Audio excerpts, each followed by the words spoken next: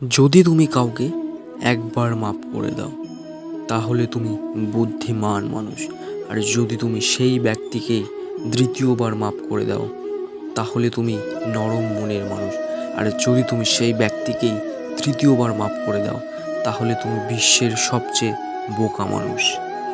জীবনের সবচেয়ে মূল্যবান জিনিস আপনার বর্তমান, যা একবার চলে গেলে তাকে আমরা বিশ্বের কোনো মূল্য দিয়েই ফিরিয়ে আনতে পারি না।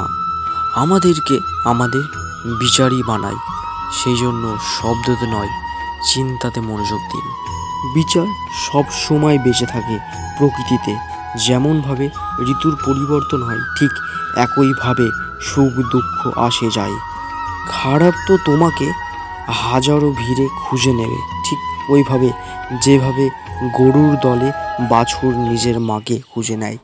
কিন্তু যে ওয়াসুরি আলাকে হৃদয় দিয়ে মানে সে খারাপেও ভালো খুঁজে নেয়। বেশি হাসি খুশি ও বেশি কথা বলা ব্যক্তি যদি চুপ হয়ে যায় তাহলে বুঝে নিতে হবে সে ভিতর থেকে ভেঙে গেছে। কখনো নিজের প্রতি অহংকার করবে না। সর্বদা একটা কথা মনে রাখবে, পাথর নিজের ওজন সামলাতে না পেরে জলে ডুবে যায়। যদি ঈশ্বর তোমাকে বেশি অপেক্ষা করাচ্ছে তাহলে হতে পারে তুমি যা চেয়েছো ঈশ্বরের কাছে ঈশ্বর তোমাকে তার থেকে বেশি দিতে চলেছে। আরে কেটে যাবে এই পরিস্থিতি, একটু তো অপেক্ষা করো। খুশি যদি না থামে তাহলে দুঃখের কি ক্ষমতা?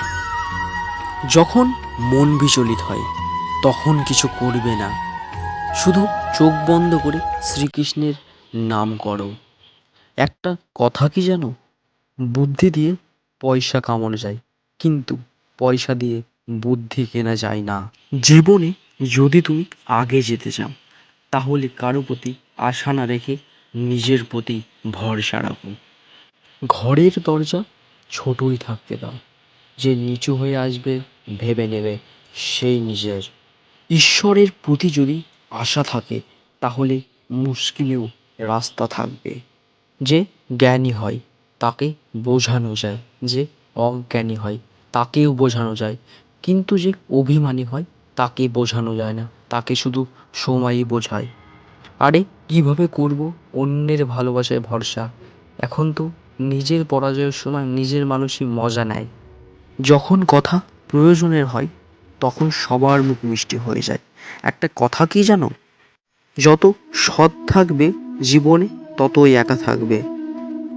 জীবন তোমাকে কাঁদাবে, তখন বুঝতে হবে জীবন তোমাকে কাঁদাচ্ছে না, তোমাকে কিছু শেখাচ্ছে।